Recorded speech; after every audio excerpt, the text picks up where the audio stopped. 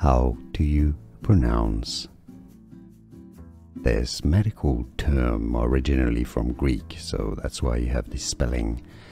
It's actually known in English as the eyelid. Ptosis, yes, the P is silent, so in Greek you'd say ptosis, but in English, ptosis.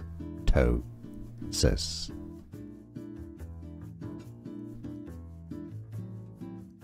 How do you pronounce this medical term originally from Greek, so that's why you have this spelling.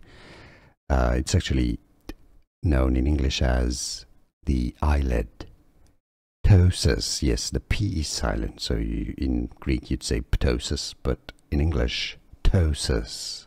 Ptosis. Here are more videos on how to pronounce more confusing words and names too many mispronounced. Like this video if you found it useful. I appreciate your support. I'll see you soon and thanks for watching.